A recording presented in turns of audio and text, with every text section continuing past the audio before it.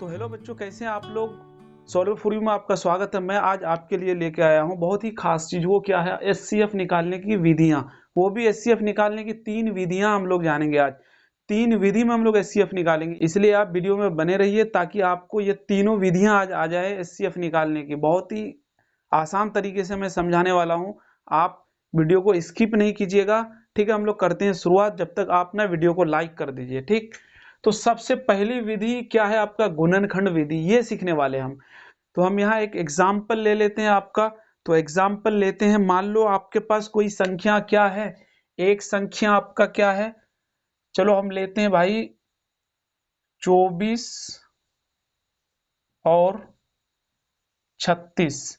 अब ये 24 और 36 का क्या करना भाई? गुणनखंड निकालना है, एचसीएफ गुणनखंड करके। तो गुणनखंड हम कैसे करेंगे इसका? देखो 24 का गुणनखंड करते हैं, गुणनखंड या अभाज्य गुणनखंड।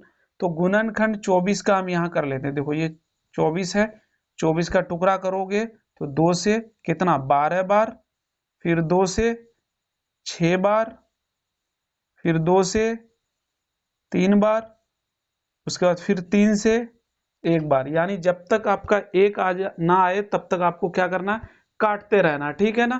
तो यहाँ आपका आ गया 2 2 2 3। अब इसका भी आप टुकड़ा कर लो।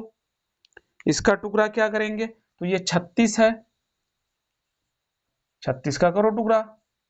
कितना बार? तो 18 बार पढ़ने से आ जाएगा। कितना? तो 9 बार। यहाँ 3 से लगाओ, 3 तिया 9। और यहाँ आपका क्या होगा? 3 एक कम 3। क्या है आपके पास? यहाँ लिखते हैं हम, देखो इसको गौर से।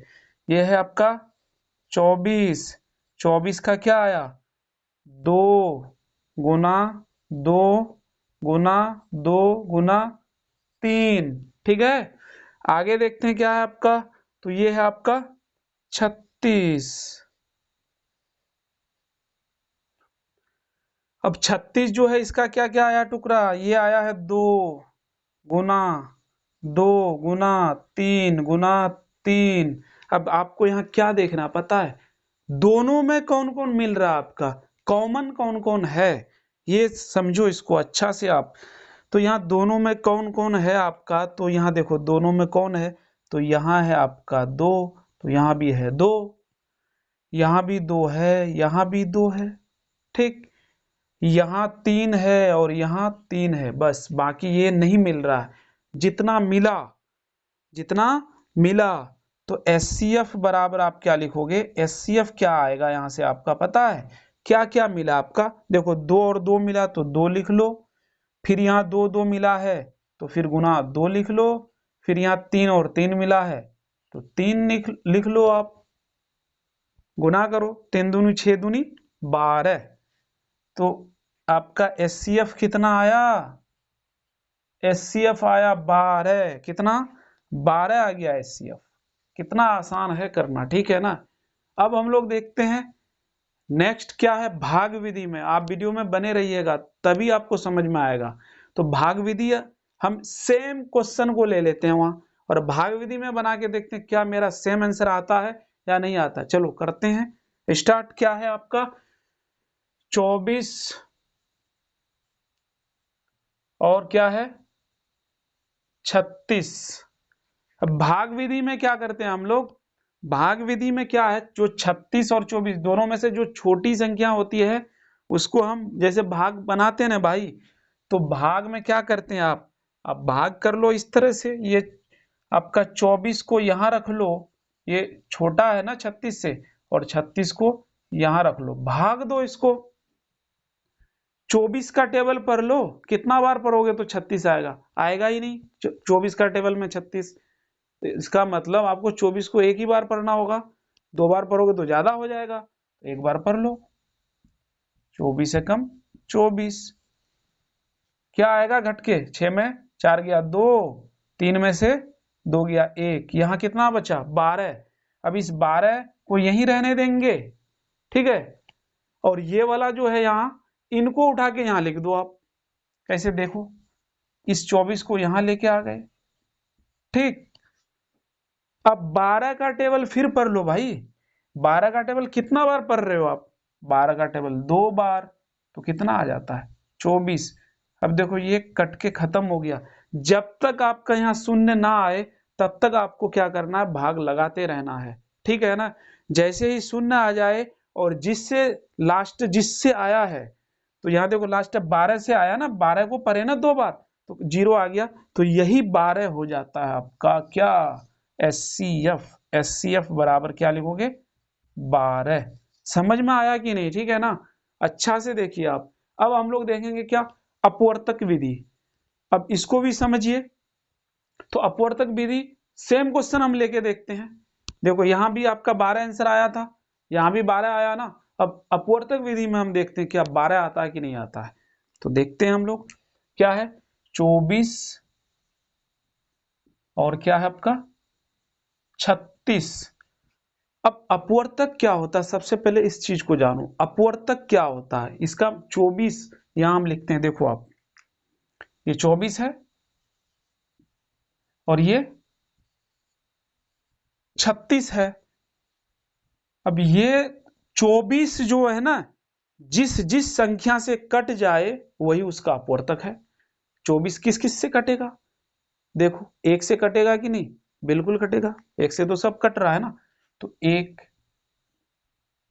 2 से भी कटेगा, 2, 3 से भी कट रहा है क्योंकि 3 8 24, 4 से भी, 5 से नहीं कटेगा, 6 से कट रहा है, 8 से भी कट रहा है, और किससे कट रहा है पता है, 9 से नहीं, 10 से नहीं, 11 से नहीं, 12 से। 12 के बाद और किसी से, तो और किसी से नहीं, लेकिन लास्ट है कोई भी संख्या जो होता है वो खुद से भी कटता है, तो 24 से भी कट रहा है ये, ठीक है ना। ये 24 से भी कट गया। अब हम लोग देखते हैं 36 का।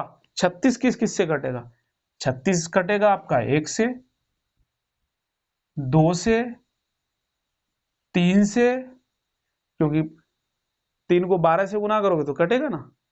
उसके बाद 4 से, 5 से नहीं, 6 से, 6 के बाद, 6 के बाद आपका 7 से नहीं, 8 से नहीं, 9 से, तो 9 से कटेगा। इसके बाद 10 से नहीं कटेगा, 11 से नहीं, 12 से कटेगा। 12 के बाद 18 से, और लास्ट कौन है भाई, लास्ट 36 से भी कटेगा ये। तो अब हम क्या करेंगे इसका, तो हम यहां करते हैं कौन कौन सेम सेम आया, कॉमन दोनों में कौन कौन है वो देखो। देखो 1 1, 2 2, 3 3, 4 4, 6 6, अब तक तो सेम मिल रहा है, 1 2 3 4 6, 1 2 3 4 6। अब देखिए 9 है, 8 है, यहाँ 12 12, और कोई नहीं मिल रहा है, और मिलेगा ही नहीं कोई। अब यहाँ क्या करना भाई, तो यहाँ तो अपवर्तक विधि से SCF निकाल लो। अब SCF का थोड़ा सा लॉजिक ये जान लो कि SCF किसको बोलते हैं भाई। SCF मतलब हाईएस्ट कॉमन फैक्टर। क्या, हाईएस्ट कॉमन फैक्टर, सबसे ज्यादा कॉमन तो है ना, ये दोनों कॉमन, सब है, सब कॉमन है, लेकिन सबसे बड़ा कॉमन कौन है, ये है 12। देखो ना 12 है ना बड़ा, तो इसलिए आप लिख सकते हैं यहाँ SCF बराबर कितना, SCF बराबर 12। अब आप देखिए गुणनखंड विधि में 12, भाग विधि में भी 12, अपवर्तक विधि में भी 12। ये है आपका SCF निकालने की विधियां।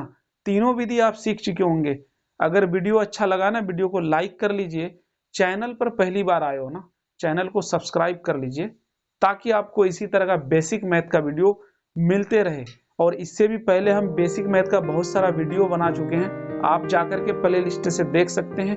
इनके बाद भी बहुत सारा वीडियो आने वाला है, तो आप चैनल को ना सब्सक्राइब जरूर कर लीजिए। फिर मिलते हैं हम लोग नेक्स्ट वीडियो में।